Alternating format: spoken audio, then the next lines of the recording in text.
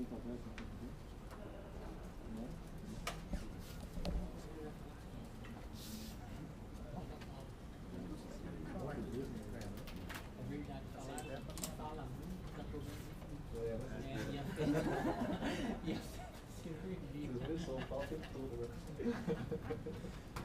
dia a todas e todos.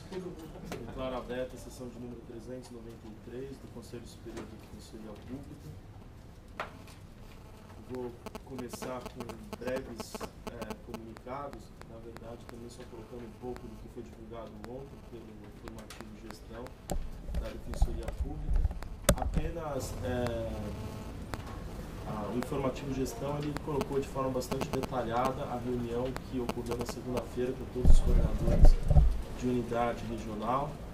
Lá a gente colocou todos os pontos que foram discutidos, então essa busca de uma permanente aproximação e uma administração conjunta entre a administração e toda a Defensoria Pública, todos os defensores e servidores, em especial os coordenadores de unidade e regional. Ali estão todas as informações, mas eu queria só aqui firmar novamente o agradecimento pela participação aí de todos os coordenadores e firmar aqui a importância que foi esse evento, acho que para todos os coordenadores, principalmente para a administração superior, que sem dúvida esse tipo de trabalho ele facilita a gestão, possibilita um entendimento conjunto, uma análise conjunta de todas as unidades, permitindo que a gente consiga avançar em modelos, em padronizações e uniformizações mínimas, tornando nossa gestão cada vez mais eficiente. Queria aqui também colocar novamente sobre as reuniões feitas por uma comissão de defensores públicos gerais em Brasília, dando sequência às visitas que estão sendo feitas a todos os ministros do Supremo Tribunal Federal, buscando a articulação e um julgamento em nosso favor da DIN 4636, que trata do pedido do Conselho Federal da Ordem do OAB, que alega ser inconstitucional o dispositivo que nos dá a capacidade postulatória autônoma para atuar. Então, essa comissão já tinha conversado anteriormente com os ministros Toffoli e Teori Zavascki, e ontem, e antes de ontem, essa reunião foi primeiro com o ministro, ontem foi com o ministro Fux, e antes tinha sido com o ministro Gilmar Mendes, que é o relator. As conversas foram boas, em geral eles não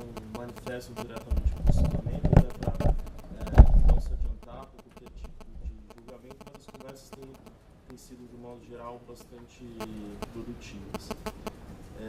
Em relação ao ministro Gilmar Mendes, especificamente, foi colocado a grande dificuldade, até impossibilidade de pautar ainda para esse ano, mas ele se colocou que entende o problema que é essa situação em que a gente está, em que fica sem julgamento, então ele disse que buscará pautar talvez essa ação logo para o começo do ano que vem. Então, ainda falou que vai estudar o caso, não é um compromisso, não foi uma certeza que ele colocou em termos de pautar a sessão para o começo do ano que vem, mas falou que está atento e sensível aí à questão. E por fim, apenas colocar que hoje vamos ter o primeiro pré-encontro desse ano, onde vai ser o pré-encontro criminal de execução criminal, que inicia hoje, então, às 19h30, com a mesa de abertura, onde eu também estarei presente junto com o diretor da escola, com a doutora Verônica, do Núcleo de Situação Carcerária, e o doutor Rafael Strano, lá representando a Corregedoria, para a gente dar início a esses trabalhos e aqui reafirmar a importância desse evento, desses encontros, para que a gente consiga cada vez mais atuar de uma forma estratégica, de forma conjunta, para tornar a nossa atuação cada vez mais produtiva e eficaz junto ao Poder Judiciário e junto ao sistema de justiça de uma forma geral. Então, acho que esses encontros têm essa finalidade mesmo de unir um pouco, dividir opiniões, de mostrar o que cada unidade, cada defensor público tem ali feito em termos de teses jurídicas, em termos de inovações jurídicas, para que a gente consiga cada vez mais atuar com mais eficiência. Acho que esses eram os comunicados. Perguntar para as secretarias. Tá. Bruno, vem?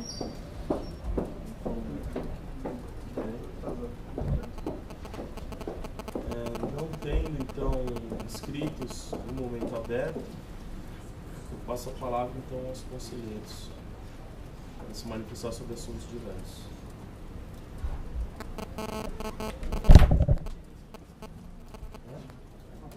Não tem inscrito também, não tem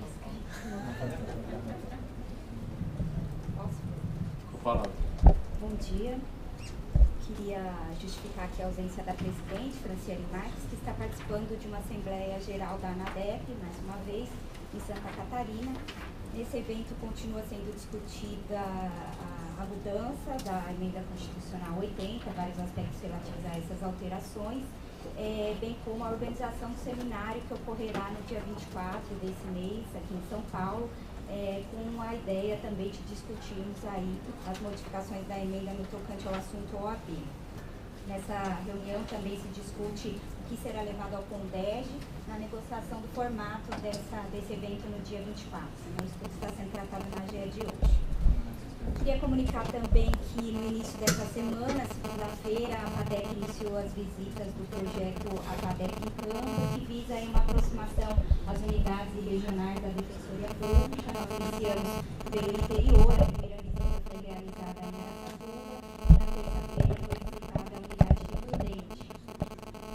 Com relação a essa visita, eu trago aqui alguns questionamentos dos colegas de Araçatuba e Prudente com relação a Araçatuba, e aí me dirijo ao terceiro subdefensor.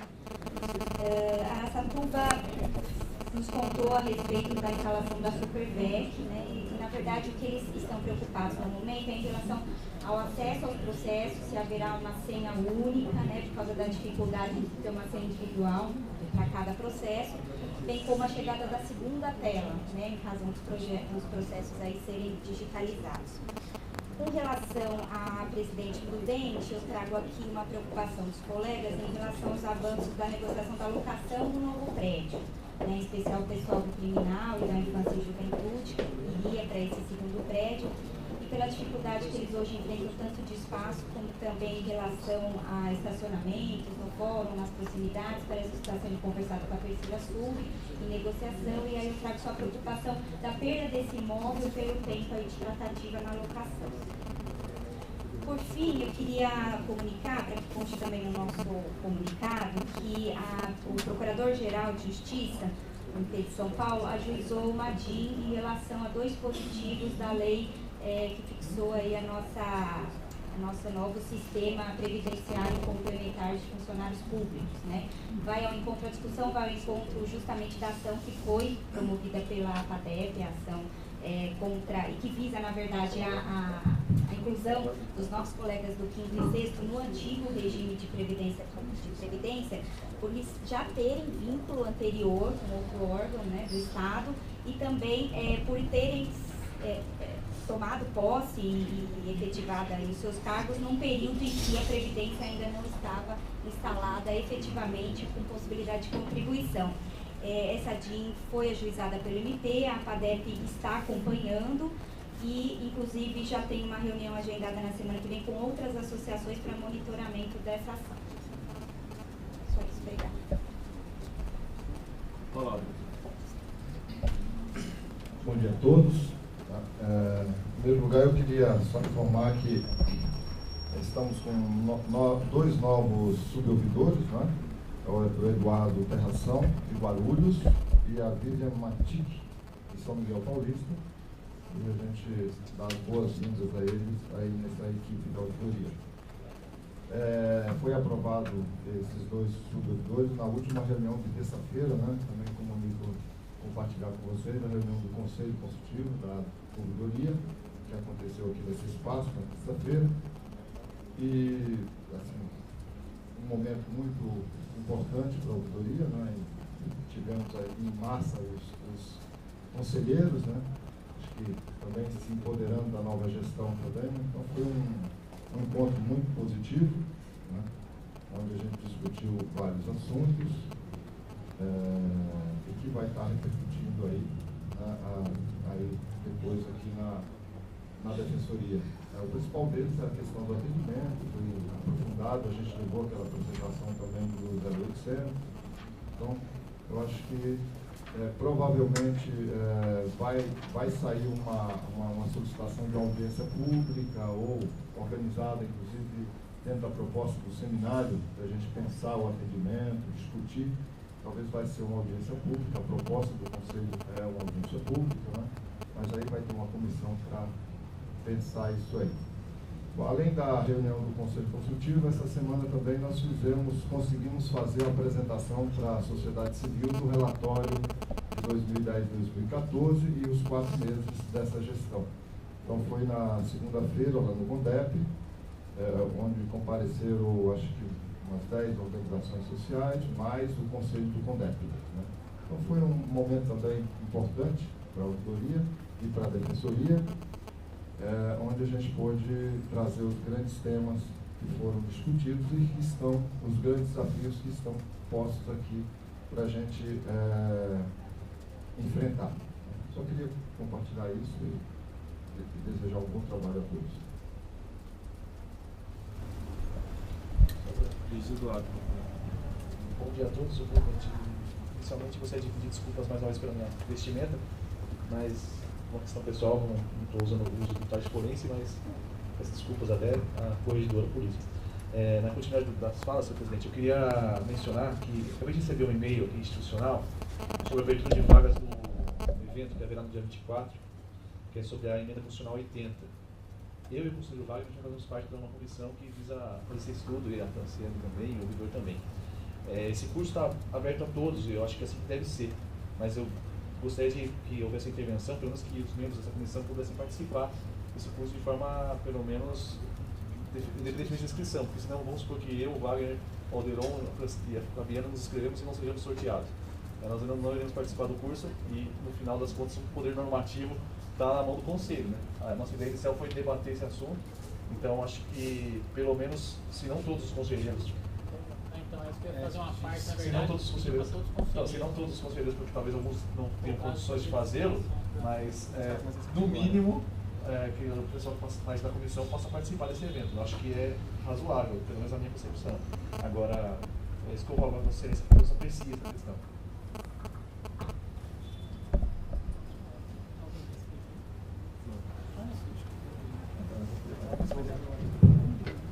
Bom dia a todos.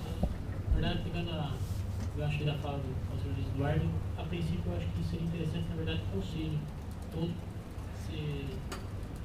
ser designado para quem puder, na verdade, vir, como a sessão vai ser no dia anterior, né?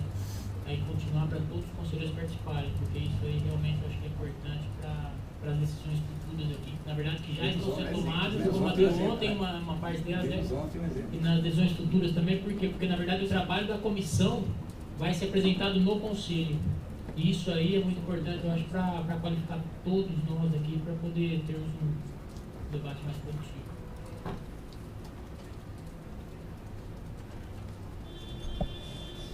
Mais alguém?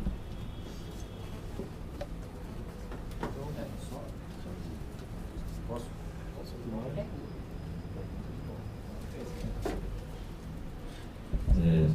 Em relação a essa questão do evento, pelo regimento interno é possível que haja dispensa das atividades ordinárias para comparecimento em eventos do Conselho Superior. Talvez haja uma alternativa aí bem tranquila, mas eu acho que a gente teria que definir com os conselheiros se realmente todos têm intenção de vir, e nesse caso não haveria espaço para uma faculdade, né? Ou se há alguma impossibilidade, acertar que o Conselho estará representado, e aí, em regra, pelos colegas que já estão designados para essa comissão pela pertinência do tema.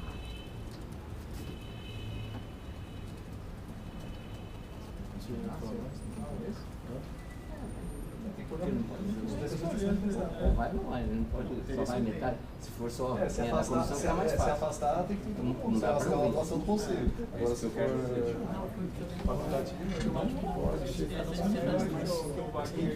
quiser, que é convocação. Quem não puder vai justificar como uma sessão. Mas é exatamente isso. Sessão normal, ordinária do conselho. Foi isso que eu quis dizer. Eu não ia puxar para o dia 23. A sessão, aí dia 24 vai ter um evento. Só um evento. Dois professores. É algo que a gente vai ter que usar aqui. Eu legislar internamente seria ótimo, seria de suma importância realmente quem puder participar. Não, acho que todos, né, Pedro? Todos, né? Seria de suma importância. A gente vou então começar a responder as alegações, depois passar a palavra para o Luiz Gustavo, para responder especificamente sobre as questões de Araçatuba, presidente Prudente. Mas eu acho realmente de suma importância a participação do Conselho como um todo, porque o evento, inclusive, a ideia é na parte da manhã a gente fazer essas palestras, né? Então a gente já tem a confirmação dos 3 palestrantes, que é o doutor Luiz Guilherme, cônsul da PUC, professor lá, mestre e doutor pela PUC, o doutor Pedro Lenza, que também é mestre e doutor, se não me engano, da USP, né? Da USP, e o doutor Fábio Medina Osório, que é um professor administrativista do Sul, também mestre, doutor e professor lá no Sul. Então, a ideia na parte da manhã é a gente fazer essas palestras, né? E depois na parte da tarde fazer um grande debate, já que nesse evento contará com a participação de todas, do Colégio dos Defensores Gerais, do Colégio dos Corregedores Gerais e da Associação Nacional dos Defensores Públicos, a ANADEP. Então, acho que vai ser um momento rico mesmo, para que a gente olhe aí todas as informações e a gente consiga avançar nesse nosso novo debate. Então, acho que depois a gente pode ver aí a questão formal mesmo de como faria essa convocação, mas como se fosse mesmo uma reunião, a gente faz para as reuniões mesmo fora de sessão do Conselho, a gente faria então essa convocação para que todos os conselheiros aí tenham a oportunidade de participar desse evento. E aí a gente já juntaria até, porque isso, a sessão vai ser no dia 23, né, e os conselheiros ficariam já para o dia 24. Então, vou passar a palavra aqui para o Luiz, para responder. Bom dia a todos e todas. Na verdade, com relação a Araçatuba, eu já tive a oportunidade de trocar e-mails com o coordenador da VEC de lá. A Defensoria como um todo está estudando as medidas necessárias para atuar na SuperVEC. A Araçatuba é a terceira SuperVEC a ser instalada no estado. Já existe Campinas e Ribeirão e agora a Araçatuba. Essa semana nós realizamos uma reunião, a terceira SUB, a CTI, o Núcleo de Situação Carcerária e a Assessoria Criminal, para tratar de modelos, de cenários de distribuição desses processos de forma eletrônica, principalmente porque, além dos processos envolvidos na localidade em que há a sede da SuperVEC, ela também abarca todos os processos de VEC da região administrativa, né? No caso de Araçatuba, da região 2, do Tribunal de Justiça, Campinas 4, Ribeirão 6, salvo engano, que envolvem várias comarcas, algumas delas com Defensoria Pública, outras sem. E todos esses processos estão sendo remetidos, tá certo que agora se trata de novas execuções digital, então ainda é um processo bem lento, mas eles já estão sendo remetidos digitalmente para a SuperVEC e para a Defensoria da sede, no caso Ribeirão, Campinas e agora, a partir do dia 13, em Araçatuba. Era dia 10, mudou o dia de início para o dia 13 do 10. Com isso, a gente pretende criar formas de distribuição para os defensores que ficam nas outras unidades e, além disso, dos processos que se fossem físicos, correriam nessas outras unidades. Além disso, a gente também está pensando numa solução para os processos deliberados que correm em comarcas que não têm defensoria. A gente está montando alguns cenários. Quero crer que até o fim desse mês nós vamos fazer uma reunião dividido por Supervecs. Primeiro Ribeirão, que é a primeira Supervec que está já num estado mais avançado, em seguida Campinas e depois Araçatuba. Para tratar disso e para ver como que a gente vai, pelo menos até termos uma solução definitiva, conseguir trabalhar nessa questão. Especificamente quanto ao acesso ao ESAG, que a Araçatuba questionou, a CTI, desde o começo da semana, ela está tentando cadastrar os defensores, todos os defensores que atuam, que vão atuar mesmo em substituição no ESAG, para ter aí o acesso ao sistema. Porém, o tribunal ele só vai liberar esse cadastro a partir do dia 13. Né? Então, por isso que eles ainda não estão cadastrados. A partir desse cadastro, nós vamos fazer um treinamento, a CTI vai dar um treinamento para os defensores, para eles entenderem como funciona. Na verdade, o que acontece é que vai ficar uma senha cadastrada, que essa senha é usada por um oficial, tem que ser usada por um oficial de defensoria, que distribui por finais, por enquanto, né, dentro dos defensores de IVEC de Araçatuba, que aí acessam os processos todos com a sua senha pessoal, que vai ser fornecida com o cadastro. Não é um sistema complexo, na verdade isso já vem sendo feito com os defensores do CIVIL que atuam nos processos eletrônicos. Então a gente tem uma relativa, um know-how relativo quanto a essa atuação, então a gente vai conseguir dar um treinamento tranquilo para eles, não tem problema quanto a isso. A segunda tela, até o fim do ano, a programação da CTI de enviar para todos os defensores a segunda tela. E agora com a Araçatuba eu vou até pedir para a CTI, eu já falei com o Juliano a respeito disso, para tentar antecipar para Araçatuba, porque eles vão começar a atuar, salvo engano, Campinas também ainda não tem, e acho que Ribeirão, nenhuma né, Wagner, ainda não recebeu também, né? Não, da VEC. Não. Eu vou pedir para o Juliano fazer tentar fazer, porque também nós temos um roteiro aí programado. Só complementando aqui, que na verdade até o cronograma que a gente tinha feito era fazer a distribuição primeiro para todo mundo possível, família, porque já com a atuação no processo digital. Então, ficou uma segunda etapa, coisa de 1, 2 meses depois, a distribuição para todos que atuam na área criminal, e aí não vem no VEC, mas certamente aí acho que quem está atuando, principalmente na Supervecs, tem que receber aí uma prioridade entre as pessoas do criminal. Porque os outros, eles já foram todos distribuídos, civil e família, né? Só não foram instalados em todos os locais.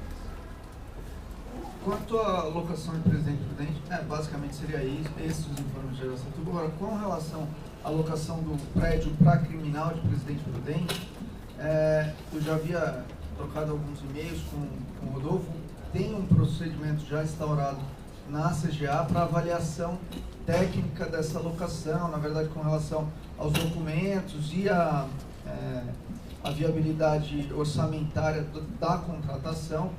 De cabeça aqui, eu até mandei um e-mail para o Félix, eu não sei qual que é o andamento certinho, mas eu me comprometo aí a pesquisar o andamento, saber e depois informar ao Rodolfo e até a Fabiana. Bom, então, vamos entrar na ordem do dia. A gente, no time presente, ontem o Rafael Português nos substituiu na presidência. E fiquei sabendo então, que a gente precisa dar continuidade à discussão de ontem em relação à promoção. Eu tenho notado aqui a necessidade de uma exceção à pauta, o interessado é EDEP, um pedido, na verdade, homologar a existência de uma servidora, a relatoria do SU 278 de 2014. Tem essa exceção à pauta e tem aqui uma inversão que é urgente também, que é o 253, acho que assim, né? Foi o que eu tinha anotado aqui. Qual? 323. E o 323. Então, proponho a gente primeiro enfrentar esses 3 processos que são os mais urgentes. Em seguida a gente continua a discussão da promoção e a gente conseguindo finalizar a promoção, a gente segue a ordem da pauta. Pode ser? Então, 278, sim. Isso. Então, 278 de 2014, interessado é débito, assunto é pedido de afastamento para participação no curso segundo ciclo de saúde mental e defensoria pública nos dias 22 de agosto, 5 e 12 de setembro, 13, 17 e 31 de outubro de 2014, mas, salvo engano, é apenas para homologar a desistência da servidora Janaína Coraza Barreto Silva. Os autos versam sobre o pedido de afastamento já deferido por este Conselho Superior para a frequência de defensores públicos e servidores no curso segundo ciclo de saúde mental e defensoria pública, previsto para os dias 22 de agosto, 5 e 12 de setembro, 13, 17 e 31 de outubro de 2014, na cidade de São Paulo. Após o julgamento ocorrido em 22 de agosto de 2014, aportou requerimento de desistência do afastamento pela agente de defensoria pública, Janaína Coraza Barreto Silva. O pedido é explorado na existência de convocação posterior realizado pela EDEP para a participação da interessada no curso Técnicas em Mediação, cujas datas coincidem com a do outro evento, para a qual houve o deferimento do afastamento. Além disso, o pedido ainda se justifica pela licença saúde superveniente da interessada nos dias 5/9 e 18/9, criticando o comparecimento no curso. Os elementos que embasam a desistência são objeto de comprovação documental, demonstrando que houve real impossibilidade de frequência ao curso por pelo menos 3 dias até então, o que significa 50% do evento. Portanto, será impossível o cumprimento do artigo 4º da deliberação 83 de 2010, que determina o comparecimento obrigatório do servidor a pelo menos 75% da carga horária do conteúdo programático do curso. Nessa atuada, havendo justificativa clara da ausência da interessada, voto pelo deferimento do pedido de desistência, pedindo-se ofício para a ciência, a coordenação auxiliar, na medida em que havia concordância com o afastamento para o curso, inclusive com deferimento pelo Conselho Superior. Nos termos do voto do relator, quem concorda, mantém-se como está. Aprovado então, aprovado por unanimidade, nós temos o voto do relator pelo impedimento do conselheiro preliminar. O 253 de 2013, interessados Elizabeth Gaidei, Arabage, Cirilo, assunto pedido de afastamento para cursar disciplina práticas, campo de aplicação e atitudes mediadoras do programa de pós-graduação da FGV, às sextas-feiras, no período de 6 meses. Com a palavra do relator, conselheiro Luiz Gustavo. Trata-se de pedido de afastamento, trata-se de pedido de prorrogação do afastamento já deferido por esse colegiado, formulado pela agente de defensoria Elizabeth Gaidei Arabage Cirilo, atualmente locada no Núcleo Especializado de Combate à Discriminação, Racismo e Preconceito, para participação na etapa final do curso de formação e mediação denominado Práticas, Campos de Aplicação e Atitudes Mediadoras, programa de pós-graduação lato sensu da Faculdade de Direito da GV. Referida etapa final do curso, segundo a interessada, encerrará impreterivelmente em dezembro de 2014. Houve anuência da coordenação do Núcleo Especializado de Combate à Discriminação, Racismo e Preconceito e parecer favorável do DRH.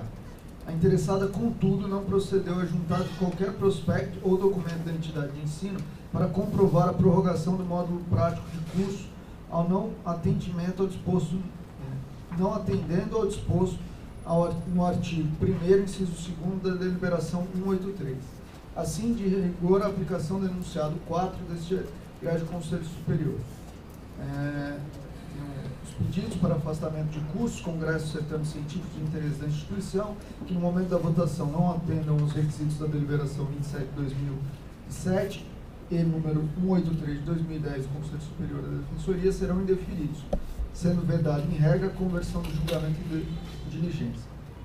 Ante o exposto, voto pelo indeferimento do pedido formulado para negar a prorrogação do afastamento da servidora Elizabeth Gaidei Arabage Cirilo para participar do curso Práticas, Campo de Aplicação e Atitudes Mediadoras do programa de pós-graduação lato sensu da Faculdade de Direito da GV. Aqui eu quero fazer uma explicação. Primeiro porque, a princípio, eu entendo que ela poderá refazer o pedido na semana que vem. A interessada Elizabeth, ela já havia apresentado em 2013 o pedido, foi deferido esse pedido para participar. Era um pedido que continha menção expressa à possibilidade de prorrogação do curso, porque era um curso de mediação prática, em que, por vezes, a mediação poderia se estender. Aí, depois desse primeiro deferimento, eu como relator, em março de 2014, ela pediu a extensão do curso por mais um período, deixa eu ver aqui, bom, mais 6 meses, salvo engano, ou coisa do tipo, que acabaria agora em outubro. E, deixa eu ver aqui o voto certinho, também foi deferido, né? Agora, com o fim desse período de afastamento, ela novamente trouxe um pedido de prorrogação até dezembro, falando que ia ser prorrogado até dezembro, porém não juntou nenhum tipo de comprovante da necessidade dessa prorrogação.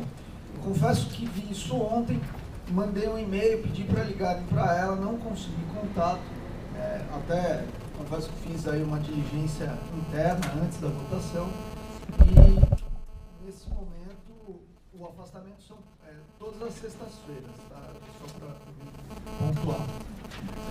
Aí como nesse momento não está apto para votar, eu entendo que deva ser aplicado o enunciado. Na próxima sexta-feira ela pode, se ou falta ao curso, ou então ela abona o dia e vai ao curso, e ela submete novamente o pedido ao conselho, pode até ser por meio desse mesmo processo, porque afinal é uma continuação, e aí a gente aprova, mas nesse momento não há como deixar de aplicar o enunciado.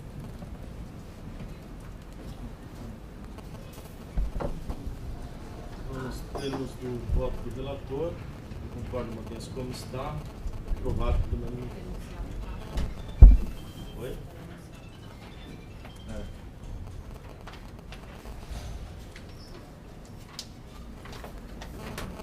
E o último aqui de urgência para inversão na pauta, 323 de 2014, interessado EDEB, assunto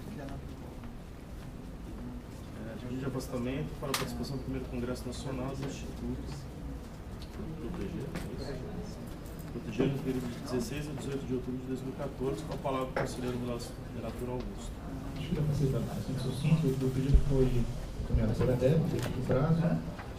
As defensoras interessadas são Maria Beatriz de Alcântara Sá, da Unidade de Vila Prudente, com atuação nas áreas civil e família, e Adriana Vinhas Bueno, da Unidade de Barretos, com também atuação na área de família e civil.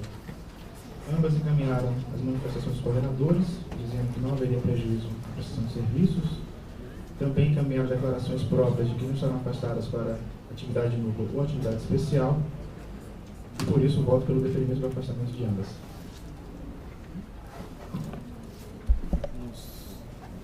Nos termos do voto do relator, quem concorda mantém-se como está, aprovado pelo relator.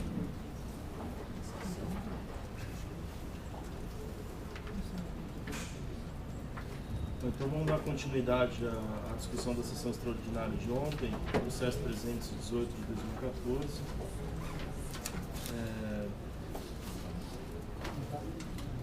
Foi me passado aqui como foi um pouco a discussão de ontem, e aí a gente, pelo que foi colocado, a gente daria sequência a alguns pontos que já tinham sido destacados, né?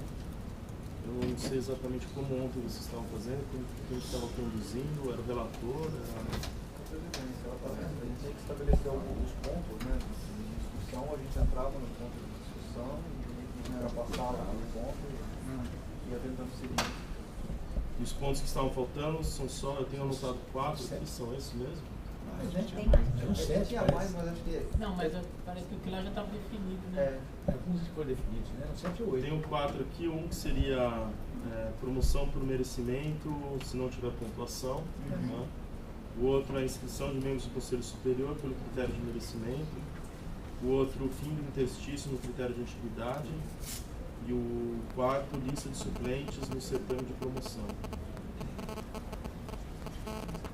Eu acho que tem mais um aí, que é a necessidade de alteração da deliberação para permitir a abertura do concurso de 2013 também.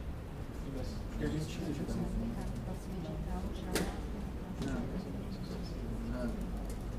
gente definiu... Deixa eu passar.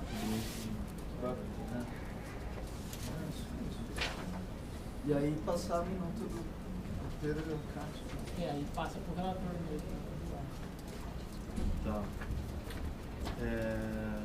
Então, primeiro ponto, a promoção por merecimento. No caso aqui sem pontuação, quem que estava definindo?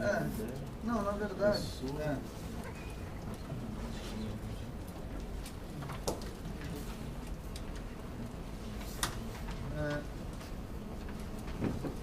Bom, na verdade, a questão aí, presidente, é porque assim, como a lista prevê que 1/5 dos mais antigos no nível poderão participar por merecimento, a dúvida é se eventualmente desses 1/5 tiver um candidato, por exemplo, que está inscrito por merecimento, está dentro desse 1/5 aí, ele fizer 0 pontos e um candidato imediatamente posterior a ele, que esteja fora dessa lista de 1/5, tiver pontos, nós vamos promover quem? Esse último candidato, que não fez ponto por merecimento e teoricamente então não haveria conseguido obter uma comprovação de merecimento, ou nós iremos então promover o suplente, que é o que está fora aí dessa lista. Era essa a minha dúvida, na verdade é uma dúvida que eu e o Rafael Português, quando estudávamos o voto do Pedro, aliás, a proposta do Pedro, tivemos, e confesso que particularmente eu estou bem em dúvida, mas eu acho que devemos então promover o que esteja fora da lista. Mas mesmo sem pontuação. Vamos abrir esse caso? Não, aí não. Eu me inscrevo aí para falar sobre esse caso. Vamos esse caso primeiro, então, só, né? Vamos caso por caso, é melhor, senão... Bem, como proponente, eu faria assim, a defesa dessa proposta original em 2 vertentes, né? Mas acredito que a mais importante delas é a vertente constitucional. Ou seja, a exigência constitucional, ou a autorização, não sei, ou a precedência, vamos dizer, acho que a palavra certa, né? A precedência dessa parte de atividade no merecimento é constitucional. Portanto, na minha forma de entender, que eu sustento ele, quem está dentro dessa 5ª parte tem precedência na promoção por merecimento. E isso em primeiro lugar, ou seja, não estou nem discutindo agora a pontuação, porque aí é outra questão, a Constituição mantém essa questão, não muda isso, ou seja, admite-se ainda que haja essa valoração com critérios objetivos nas instituições. Mas na primeira parte, ou seja, colocar alguém fora dessa lista é um desatendimento a essa precedência constitucional.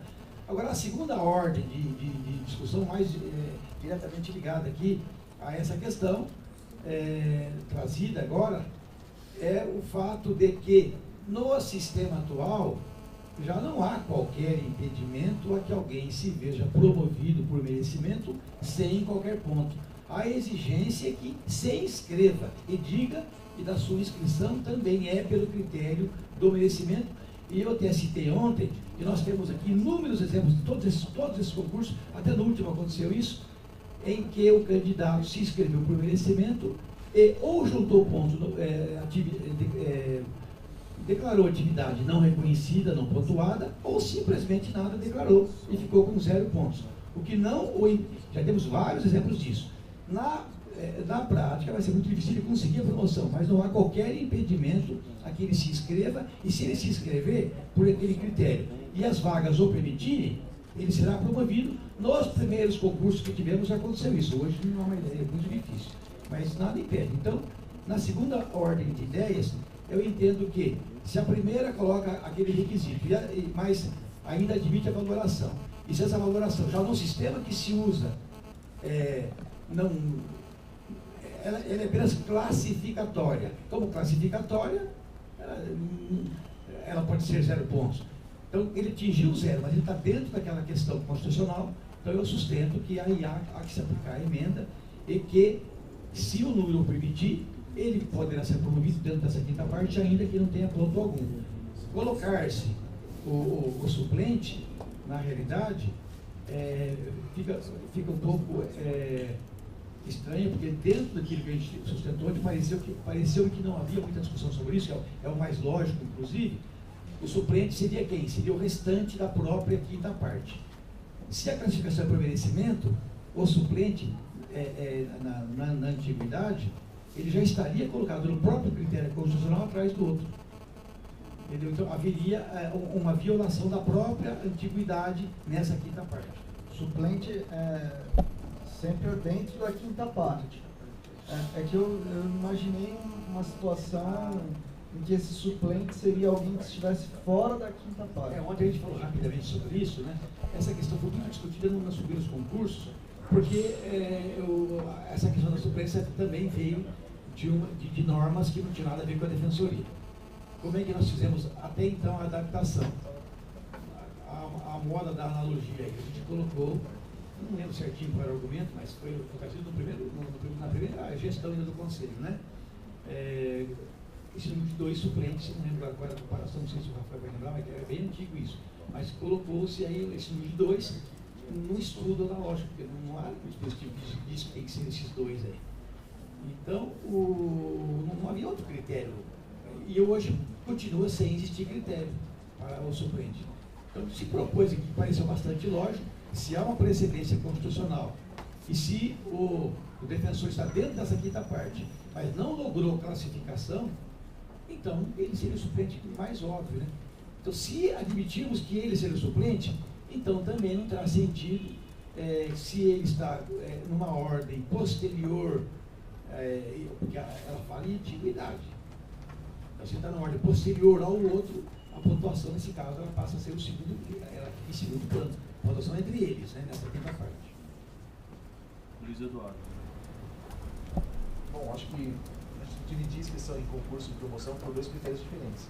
Quais são os objetivos formais que a pessoa precisa preencher para se inscrever e outra avaliação da sua própria inscrição. Dentro dos termos da emenda constitucional, só quem figurar no primeiro quinto da lista de atividade pode se inscrever por merecimento.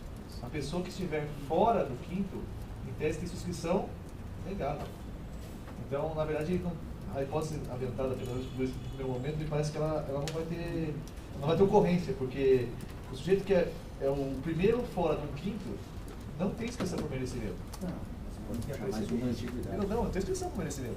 A não ser que não tenha quem tem. Você acaba promovendo mais um da antiguidade. Então, a não ser que não tenha. Então, vamos supor, todos têm, inclusive o zero, então o zero vai. O zero merecimento significa ele preencher a condição objetiva que proíbe a participação de qualquer outra pessoa que não esteja na fila. Acho que a colocação não é bem assim, não é que proíbe. Ele tem precedência, os demais ficam. Senão nem existe mais pontuação, né? Os demais também se inscrevem, só que fora da precedência. A pontuação se corre no primeiro quinto da lista. Então, a pontuação inicial, vamos supor, 100 sujeitos. Dividiu os 100 sujeitos em um quinto. São 20. A quinta parte tem precedência. São 20. Então, esses 20 sujeitos, eles vão concorrer por merecimento. Se nesses 20 sujeitos, o 20º sujeito tiver 0 pontos e o 21º da lista de atividade tiver 20 pontos, o 20º preencheu a condição para participar do certame que foi pertencer a um quinto da lista. O 21º só tem a sua participação no certame de merecimento se e somente se não houver pessoas em número suficiente para preencher o quinto da lista. Eu acho que você está Peraí, tem muitos inscritos. Então não consegui entender. Quer que eu volte? Vamos lá. Então, vamos usar numericamente falando. São 100 candidatos. São 100 defensores. A Constituição fala, só participa do concurso de promoção o primeiro quinto da lista. Então, são 20, certo? Esses 20 sujeitos vão ter pontuação. Tal. Vamos supor que o 20º sujeito da pontuação tenha 0 pontos. Ok? Ele está inscrito por merecimento. Ele leva a vaga. Ah, mas o 21º, que não está no quinto da lista, tem 20 pontos. Mas ele não pode concorrer em condições de igualdade com quem está no primeiro quinto. pois quem está no primeiro ou quinto precede a todas as pessoas que não estão. Então é um juízo de admissibilidade. A palavra seria bem essa. É um juízo de admissibilidade. Quem está no primeiro ou quinto é admitido para concorrer. Quem não está, só o é se não tiver listado. Como é que ficou claro? Bruno Napolitano. Bom, Minha preocupação desde ontem era por a gente ter instituído um sistema objetivo em que a gente migra para uma avaliação com base em pontos obtidos pelo candidato e que a partir do momento que você tem 0 pontos, em tese, ele também não teria condições de ser promovido, já que ele não tem o merecimento, ele não tem requisito criado por esse conselho que seria promove-se quem merece, merece quem tem pontos. Mas, na verdade, apesar de a gente ter criado o sistema de pontos, nós mantivemos também o sistema da 988, já que o artigo 10º, ou o artigo 10 da deliberação que regulamenta a promoção diz que na aferição do merecimento somente serão considerados os elementos mencionados no artigo 7º e seu parágrafo 1º. Então, o artigo 7º é o que fala do relatório circunstanciado de atividades. E o parágrafo 1º é o que cita os documentos que te permitem angariar pontos. Então, com base nesse raciocínio, eu entendo que é possível aferir o merecimento de pessoas que tiveram 0 pontos com base na análise do seu relatório circunstanciado que já está na deliberação. Então, automaticamente, não teria hora para essa promoção. Um dos elementos é a cópia de peça processual. Pode ser que a pessoa tenha feito um trabalho processual, inclusive um reflexo de jurisprudencial no STF. Isso pode ser levado em consideração como merecimento para ele. Ele não vai considerar algo que nunca foi em trabalho, se não fosse usar Não, é que é merecimento também, né? Mas é em tese. Merecimento é qualidade da atividade da pessoa, isso é atividade de qualidade. Seguindo a ordem, Wagner.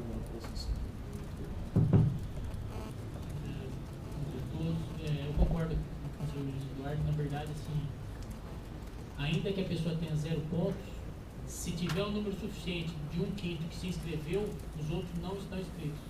Assim, o primeiro critério de eliminação para pertencer ao quinto da lista. Tendo preenchido esse quinto, todos os outros não serão nem verificados os pontos. E aí, dentro desse quinto, mesmo que tiver 0, na verdade a lei já dá o critério de desempate. Ainda que se tivesse, por exemplo, todos os outros tivessem 10 pontos, eles estão empatados em merecimento. Qual que é o critério? Qual que vai ser promovido por merecimento, se todos os pontos são iguais? O mais antigo. Então, o 0 a gente tem que entender que houve também empate na questão da pontuação, mas como tem a aferição de outros elementos para poder participar do merecimento, isso aí também eu acho que está prejudicando. Braço.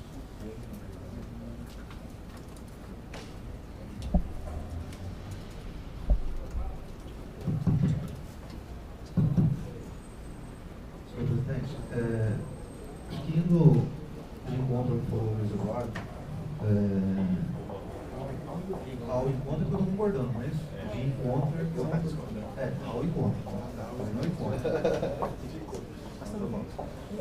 Indo ao encontro, eu acredito que a questão da quinta parte, até levando o que o Pedro bem alertou ali, porque a gente está se adaptando a uma norma que foi, na verdade, esculpida para a magistratura. Então, acho que nada mais razoável do que a gente dar uma olhadinha do que o CNJ fez para regulamentar essa questão para a magistratura.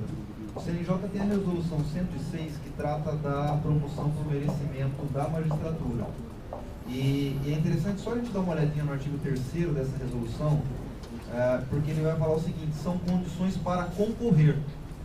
E aí, quando ele fala condições para concorrer, ele fala do exercício de 2 anos e fala de figurar na primeira quinta parte da lista. Ou seja, então, para se concorrer por merecimento, eu tenho que estar na primeira quinta parte, então não poderia estar fora dessa quinta parte. E aí tem uma outra questão que eu acho mais interessante ainda, é o parágrafo 3º desse artigo 3º da resolução do CNJ, que ele fala o seguinte: que se algum integrante da quinta parte não manifestar interesse, apenas participam os demais integrantes dela, não sendo admissível a sua recomposição. Na verdade, até analisando uma situação, eu vou colocar o seguinte: se dentro da quinta parte você não tem alguém que de repente não se inscreveu, você não preencheria essa quinta parte com um excedente. Não é? É uma forma que eles regularam, não sei como é que a gente vai tratar, mas isso já mostra então que eu não vou chamar suplente. E é um raciocínio que eu posso utilizar também, que se ele não tiver a pontuação, eu não posso chamar um de trás para cobrir. Então realmente ficaria dentro da quinta parte, ainda que ele tivesse o 0 pontos. Alexandre Alves. Bom dia. Na verdade, eu acho que essa interpretação, a Constituição leva a essa mesma interpretação. Se a gente pegar aqui o artigo 93, inciso 2, a linha B, fala que a promoção por merecimento pressupõe 2 requisitos: 2 anos de exercício na respectiva entrância e integrar o juiz a primeira e a quinta parte da antiguidade desta, salvo se não houver com tais requisitos quem aceite o lugar vago. Dessa forma, o defensor público estar na primeira e quinta parte é requisito para ele participar do concurso. O inciso, a linha C fala que a aferição do merecimento, do merecimento, conforme desempenho pelos critérios objetivos de produtividade, presteza no exercício da jurisdição e pela frequência e aproveitamento em cursos oficiais reconhecidos de aperfeiçoamento. Daí essa questão da pontuação, na verdade, vai ter incidência, como o Luiz pontuou, naqueles que legitimamente estiverem se inscritos e participarem da quinta parte. Daí se analisa a pontuação. Contudo, mesmo que ele não tenha pontuação nenhuma, esteja na quinta parte, tenha legalmente se inscrito, eu entendo que ele deva ser promovido.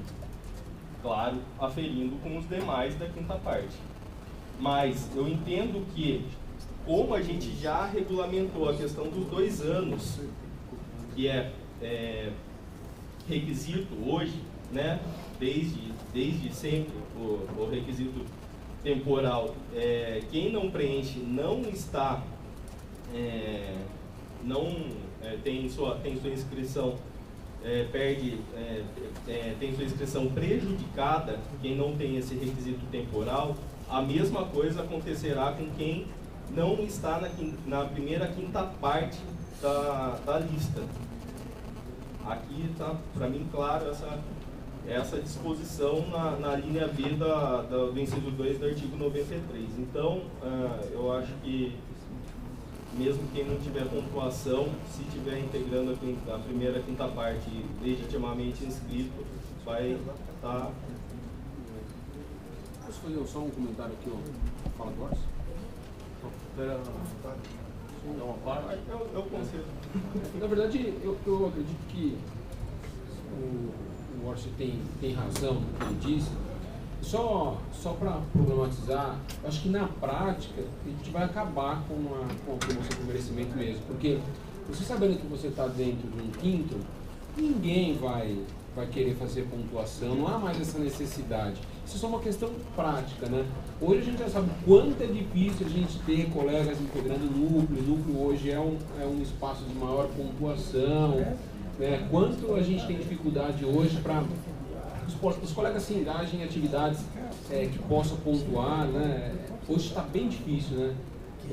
E eu acho que com essa nova redação, essa nova interpretação do Conselho, na prática vai fazer com que ninguém mais tenha interesse mesmo em pontuar, porque se você estando dentro de um quinto, você não precisa mais ter pontos, eu acho que não há mais necessidade de pontuar. Agora, lógico, de fato fica uma interpretação muito difícil do lado contrário, né?